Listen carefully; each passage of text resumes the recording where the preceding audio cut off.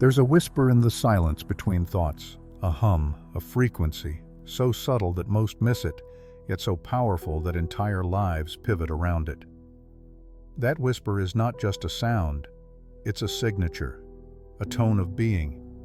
And for those who dare to listen deeply, it reveals a stunning truth, that reality is not something that merely happens to you. It is something you broadcast, sculpt, and invite into form through the energy you hold within. Raise your energy, rewrite your fate. It almost sounds too simple, as if the cosmic puzzle of destiny could be bent by invisible forces dancing within you. And yet that is precisely what this blueprint proposes, that the vibrations you emit are not merely background noise to your experiences, they are the architects of those experiences. Before we plunge into the depth of this mysterious truth, stay with this video until the very end, because each word is a thread woven with intent to pull back the veil on how your hidden energetic signature is scripting the events of your life. And if you haven't already, subscribe to the channel, because what we uncover here is only the beginning of an inner revolution you won't want to miss. Let us begin not with facts, but with a feeling. Imagine you are a tuning fork, suspended in space, your prongs shimmering with potential. Around you, the universe is alive with soundless music, currents of frequency, tides of energy that flow unseen. When you vibrate, you interact with those currents. You create resonance, or you create dissonance. You attract experiences that match your note, or you repel those that don't. This is not mysticism dressed as poetry. This is the physics of spirit, the metaphysics of choice. To speak of vibration is to speak of something more ancient than language, more intrinsic than blood. Long before human beings learned to measure atoms or define electricity, sages and mystics across civilizations pointed to the same phenomenon with different names. Chi, prana, spiritus, mana, the word. All of them trying in their own way to speak to the ineffable pulse behind all manifestation. But why now? Why speak of vibration today in an era ruled by logic, metrics, and algorithms? Because modern life, for all its promises of control, leaves many quietly hollow. There's a growing ache beneath the noise, a subtle despair, a sense that something crucial has been misplaced in the pursuit of stability. People chase goals, change jobs, end relationships, seek therapy, drink green smoothies, repeat affirmations, and yet their external circumstances often snap back like elastic bands. The patterns repeat. Fate seems unshakable, and so they ask, often in quiet moments, why does nothing really change? Why does the same lesson return, just wearing a different face? The answer lies not in the story, but in the signal. Not in what happens, but in what you are being beneath what happens. This is where the blueprint begins to unfold. Raising your energy isn't about being positive in a synthetic or performative sense. It's not about pretending your shadows don't exist or ignoring life's challenges. No, this work is much deeper. It's about aligning with the original rhythm of your soul before the noise of the world distorted it. It's about remembering your song. Because when your vibration shifts, truly shifts, the storyline of your life cannot help but respond.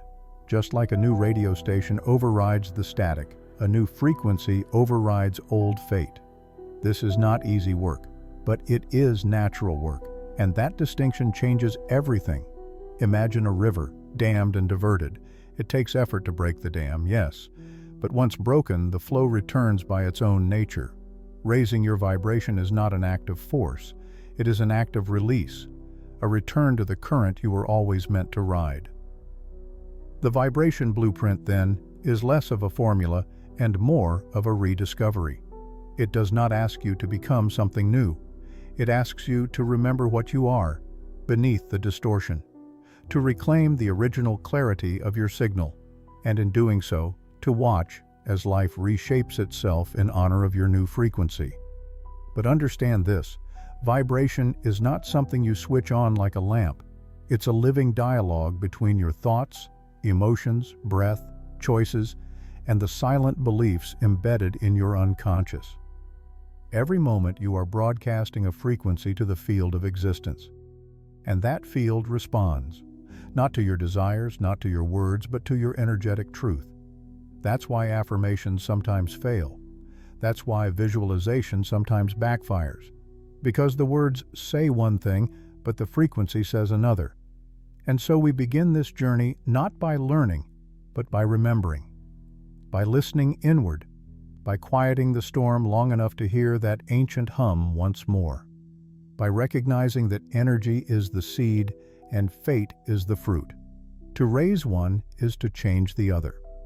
In the chapters ahead, we'll dive deeper into the principles behind this blueprint, the stories that mirror its truths, the practical alchemy of vibration in daily life, and the final invitation to embody the change you seek.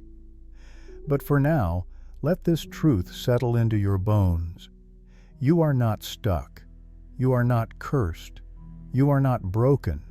You are simply vibrating at the frequency of the life you no longer want. And the moment you change your signal, the moment you raise your energy, that is the moment reality begins to rewrite itself around you.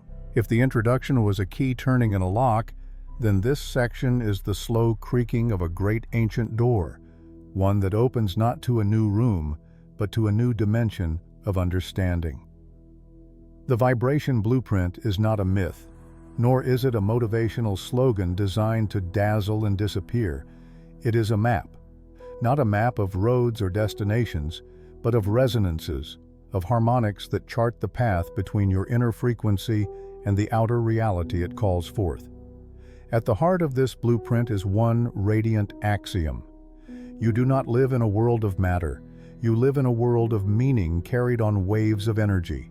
And your life, its struggles, triumphs, relationships, and seeming coincidences, is not random. It is not luck, nor punishment, nor chaos. It is the response of the infinite field to the vibration you emit in every waking moment.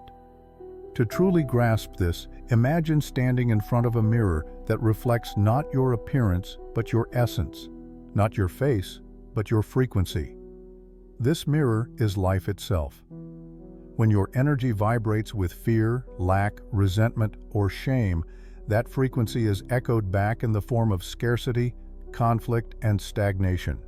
Not because the universe is cruel, but because it is obedient. Because it does not judge, it reflects. And when your frequency rises, when it is imbued with clarity, courage, gratitude, or love, then that same mirror offers back new characters, new paths, new outcomes that once seemed impossible. This is not metaphor. This is metaphysical law. Energy is not some fringe idea floating on the outskirts of scientific speculation. It is the very substance of reality. Quantum physics has already begun peeling back the veil, revealing that beneath the surface of things, there is not solidity, but vibration. Atoms are mostly empty space, and yet their arrangements, driven by energetic signatures, compose everything you call real. When this principle is brought inward, it reveals a staggering truth. You are not a body with a frequency. You are a frequency that wears a body for a while. Here then we uncover the first of the core principles of the blueprint. Resonance governs reality. You attract not what you want, not what you think, but what you are in vibration. This is why someone can pray for abundance yet remain entangled in financial drought, because beneath the prayer is a vibration of unworthiness or fear. The universe doesn't hear the words. It hears the song beneath the words. But resonance is not fixed. And this leads us to the second pillar. Vibration is plastic. It can be raised, shaped, and retuned. You are not imprisoned by your current frequency. It is not your destiny, but your departure point. Like a musical instrument, your being can be retuned. And when it is, the melody of your life must adjust. Change your tone, and the story changes with it. Still, there is another layer to understand, a dimension that moves beyond just the individual will and speaks to the deeper architecture of the cosmos. Behind every vibration is a meaning, not a superficial definition, but a profound alignment or misalignment with your soul's truth. This introduces the third concept. Every vibration carries an encoded story. Emotions, thoughts, and beliefs are not just energetic movements. They are narratives, compressed into frequency. When you raise your vibration, you are not just changing energy. You are revising the story your soul is telling the universe. This is why genuine transformation often feels like shedding an old skin. Because it is. You cannot fake a higher frequency. It cannot be pasted over an old vibration like wallpaper over a crumbling wall. The walls must be rebuilt. The frequency must be authentic, or the signal will remain scrambled. This leads us to the realization that raising your energy is not about ascending away from your life. It is about descending fully into it, but with a new octave of being. To walk the same streets, speak to the same people, face the same circumstances, but vibrate so differently that the script of those interactions begins to transform in real time. In this way, the blueprint calls for a return, not to old patterns, but to the original blueprint of your essence. You were not born in fear. You were not designed for lack. The higher your vibration climbs, the more you remember what has always been true, that you are a creator in communion with the source, and life is your canvas of resonance. There is one final theme worth introducing before we move to symbolic stories in the next section, and that is the illusion of separation. So much of the low vibration that people carry comes not from choice, but from forgetting. Forgetting that they are not separate from the field of life, but a note in its ongoing song. This forgetting breeds fear. It creates the illusion of being a small, isolated creature struggling against a hostile world. But that illusion dissolves as your frequency rises, because the higher the vibration, the more unified everything begins to feel. And unity is not just a feeling. It is a truth that, when experienced, alters the trajectory of your life. So this is the foundation of the blueprint. That vibration is the bridge between the seen and unseen, between potential and form, between what has been and what can yet be. Raise the vibration, and the bridge leads to new worlds. If the truths of energy and vibration could be written in equations alone, perhaps the soul would remain unmoved. But some understandings arrive not through analysis, but through myth, through image, through archetype, through the symbolic language that speaks directly to the deeper self. The vibration blueprint, after all, is not merely a concept to study. It is a reality to live. And to live it, we must engage the part of ourselves that remembers, beyond thought, beyond doubt. So let us now enter the dream space, the inner temple where meaning takes shape not in paragraphs, but in parables. There is an old story told in whispers across many cultures, though the details shift like wind-blown sand. It begins with a child, born not to royalty or fame, but to silence. This child, let us call her Lyra, was gifted with something rare. She could hear the song. Not music, not speech, but a deep vibration that pulsed through the earth, through the sky, through every creature she met. At first, it was overwhelming. The song filled her with emotions she could not name. Joy would swell in her chest for no reason. Sorrow would grip her while birds sang in sunlight. She didn't understand it, but she felt it, and in that feeling she sensed truth. But as Lyra grew, the noise of the world grew louder. Adults taught her how to behave, how to think, how to fear. Her hearing dimmed. The song became faint. By adolescence, she barely remembered it at all. Life became flat, predictable, mechanical. She lived by rules, chased approval, feared failure. She had become like most of us, disconnected from the source, vibrating to the dull thrum of survival. Then one night, Lyra dreamt of a staircase made of light. Each step sang as she climbed. The higher she went, the clearer the song became, not just around her, but within her. The vibrations aligned, and when she reached the top, She saw not a god or a prophet, but a mirror. In it, she saw herself, radiant, pulsing with frequencies she had long forgotten. She awoke in tears, because for the first time in years, she remembered who she was. From that moment on, she could hear the song again, not constantly, but enough. Enough to follow its lead. And as she did, life began to shift. Opportunities arrived uninvited. Relationships healed or fell away. Synchronicities bloomed like wildflowers in her path. She was no longer lost. She was in tune. Lyra's story is a symbol, a coded message embedded in fiction. Her staircase of light is the spectrum of human vibration, from the density of fear to the clarity of love. Her lost connection mirrors our collective forgetting, and her reawakening points toward the path we each can take to raise our energy, not through force, but through remembrance. There's another tale told in ancient Sufi mysticism of a man who spent his life digging wells. Every time he'd dig a few feet, he'd find only rock and dust. Discouraged, he'd move to a new location and start again. Over and over he repeated this, convinced that water was always just a little further out of reach. He grew old, bitter, and dry. Until one day a wandering dervish passed by and asked why his hands were calloused and his eyes so dim. When the man explained, the dervish smiled and said, "You did not lack water, you lacked depth." The man, exhausted but curious, returned to his very first well and dug again, not outward, but down, and this time he struck water. The purest he'd ever tasted. All the others had been diversions. He had been scattering his vibration rather than deepening it.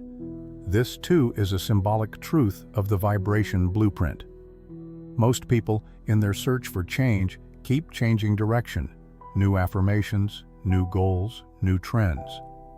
But energy responds to depth, to consistency, to alignment. Your vibration sharpens not when you chase novelty, but when you anchor into truth and allow it to deepen through your being. You do not raise your frequency by endlessly switching frequencies. You raise it by staying with the one that is true. A final image, one from within the heart of the forest. Picture a chrysalis clinging to the underside of a leaf. Inside, a once caterpillar is dissolving, not rearranging, not slowly morphing limb by limb, but dissolving into molecular soup. Total surrender. And in that formless chaos, imaginal cells awaken. These cells do not mimic the caterpillar. They dream of flight. They pulse with the blueprint of the butterfly yet to emerge. At first, the old immune system fights them. But they persist. They grow. And eventually they form the wings, the eyes, the vibrant patterns of a new creature. Is this not what happens when a human being raises their energy? The lower vibrations, rooted in control, fear, shame, must dissolve. And in their place, the imaginal frequencies emerge. These frequencies are not born from effort, but from vision. They hold the pattern of a new life, one that vibrates to the rhythm of the soul, not the survival of the ego. Every symbolic story points to the same revelation. The vibration blueprint is not imposed from outside. It is awakened from within. And when it awakens, it brings with it a new language, one spoken not in words but in frequency. A language that says, "You are not what happened to you. You are what you choose to resonate with now." The stories have stirred something ancient. Now comes the return to the world of action, to the realm where dreams either rise into form or dissolve into forgotten echoes. For all the cosmic grandeur of the vibration blueprint, it ultimately begs a deeply human question. How do I live this? The answer is not a prescription, but a posture, a way of being in the world that turns every ordinary moment into an act of energetic authorship. Because to live in alignment with your vibration is to understand that everything you do, every thought you entertain, every emotion you allow to bloom, every breath you draw, is part of a silent conversation with the universe. And the universe listens, not as a judge, not as a parent, but as a mirror. Start with awareness, not the sterile kind born of mental analysis, but the soft, courageous kind that comes from actually feeling your internal state. When you wake up, what is the first tone in your body? Is it heaviness? Is it anticipation? Is it dread? That tone is your broadcast signal, and that signal, unless shifted, will thread itself through your day like invisible ink. People will treat you accordingly. Opportunities will meet you or miss you accordingly. Synchronicity will either find your door or pass it by. To raise your energy is to intervene in this unconscious momentum. It's the choice to pause, to breathe, and to retune. Sometimes this retuning is quiet, done in silence, with hands over heart and eyes gently closed. Other times, it requires movement, dance, cold water, singing, stillness, tears.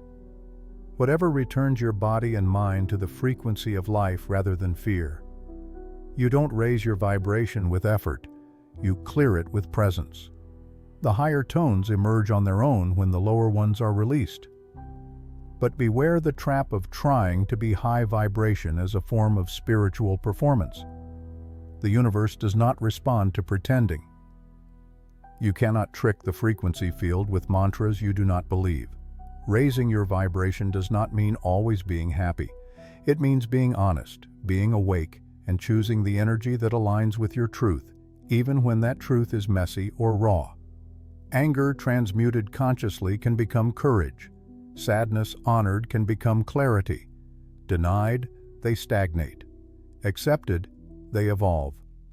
In the practical realm, this blueprint means re-examining how you engage with your environment. Begin to observe your inputs, the media you consume, the people you surround yourself with, the environments you spend time in. Everything you let into your field either raises or distorts your frequency. Not because you are fragile, but because you are responsive. You are an energetic ecosystem, not an island. And protecting your vibration is an act of devotion to your becoming. Even your language holds keys. Words are sound, and sound is vibration. What you speak programs your field. Listen to how you talk about yourself, your future, your challenges. Are you reinforcing a low-frequency identity without realizing it? I'm always tired. I'm just unlucky. People like me don't get ahead. These phrases are not descriptions, they are declarations. Every time they are spoken, they strengthen the old broadcast. But shift them gently, truthfully, and you begin to cast new signals. I'm learning to listen to my energy. Something different is beginning. I'm aligned with what I can't yet see. Even more important than words, though, is embodiment. To raise your energy, you must live in your body differently. Stand with dignity. Move with intention. Breathe deeper. Not as some forced ritual, but as a way to remind yourself, I am a conductor of energy, and my posture is part of the song I send out. Then comes the challenge of relationships. As your vibration rises, old dynamics will start to shake. Some will fall away. Others will resist your shift, attempting, often unconsciously, to pull you back into your familiar signal. Do not resent this. It is not betrayal, it is feedback. The people in your life are mirrors to your past frequency. As you ascend, new mirrors arrive. Let the old reflections fade without guilt. They are not proof you've lost connection, they are proof you've changed it. And what about the external world? The career, the finances, the outcomes? They are the last to shift. Think of them as the echo, not the cause. You vibrate first, and the results lag behind, sometimes by weeks, sometimes months. But they come. Always they come. When you hold a new vibration consistently, the universe has no choice but to reconfigure around it. That is its law. So how do you live the vibration blueprint in the modern world? You start where you are. You choose resonance over reaction. You stop arguing for your limitations. You catch yourself in old frequencies and smile, not with shame, but with awareness. You learn to become fluent in your own energy, treating every mood as a message, every trigger as a teacher, every moment as a tuning fork. You take walks not just for health but to recalibrate. You create art not just for beauty but to anchor your signal. You clean your space not to impress but to invite clarity. You forgive, not because it's morally good, but because resentment is a low note that clouds your field. You give thanks not as obligation, but because gratitude is the language of receivership, and life is always listening. Above all, you become patient with your becoming. Just as the seed carries the code for the tree, your soul carries the code for your highest frequency. Your job is not to force it to grow overnight. Your job is to water it with care, with courage, with choice. And as you do, life becomes not a problem to fix, but a field to tune. We have walked the arc from understanding to embodiment, from the mystical to the mundane and back again. And now, at the close of this journey, the blueprint is no longer an idea you are exploring. It is a living frequency humming just beneath your skin. The only question that remains is, will you live it? There comes a moment in every soul's evolution when knowledge is no longer enough. When books, teachings, and philosophies can no longer substitute for direct experience. When you can no longer afford to vibrate passively in the frequency of your past, that moment is now. Not because the universe is impatient, but because you are ready. If you've listened this far, it means something in you already knows. You've outgrown the density. The tired patterns, the emotional echoes, the inherited stories, they don't fit anymore. You've worn them for so long they've become transparent, threadbare. You see through them now, and what you see behind them is possibility. But possibility is not promise. It is potential waiting to be chosen. And here lies the final secret of the vibration blueprint. Your fate is not written in stone. It is written in signal. The moment you emit a new vibration, not temporarily, not in flashes, but with devotion, you become a new author. You stop reacting to life as if it's weather. You start shaping it like clay. Do not mistake this for control in the rigid sense. Life is still wild. The mystery will still bring surprise. But when you shift your frequency, even chaos arrives differently. Storms become sacred messengers. Delays become divine pauses. Loss becomes clearing. Because your vibration determines not just what you encounter, but how you interpret it, and therefore what it becomes. This is why two people can walk through the same fire and emerge with opposite stories, one burned and broken, the other forged and free. The difference is not circumstance, it is signal. And so the final call is not just to understand energy, it is to become it. To realize that every breath you take, every emotion you allow, every moment of presence is an act of vibration, that you are tuning your future in every instant, that you are not waiting for alignment, you are the alignment. Let this sink in. Your reality is not waiting for permission to change, it is waiting for you to change your frequency. The vibration blueprint is not a system to master, it is a truth to remember, a frequency you were always meant to carry before fear distorted your tone, before you began echoing the world instead of singing your soul. But you can return, not by going backward, but by going deeper. So now, let go of the old gravity, the patterns that say, not enough, the fears that whisper, stay safe, the guilt that clings to past versions of you. They are echoes, not truths. You don't owe them your loyalty. You owe yourself freedom. You owe your future a clean signal. And how do you begin? Not with perfection, not with grand declarations, but with presence, with waking up tomorrow and asking, what frequency will I choose today? With noticing when you slip into old tones and gently tuning back, with honoring the process like sacred music, knowing that every day you're getting closer to harmony. The truth is, your fate isn't something ahead of you, it is something you are broadcasting now. If you wish to know your future, feel your frequency. If you wish to change your future, raise it. You are the note, you are the instrument, you are the song. So play it, with courage, with clarity, with cosmic audacity, and let the universe respond in kind. This is your invitation. This is your return. This is your blueprint.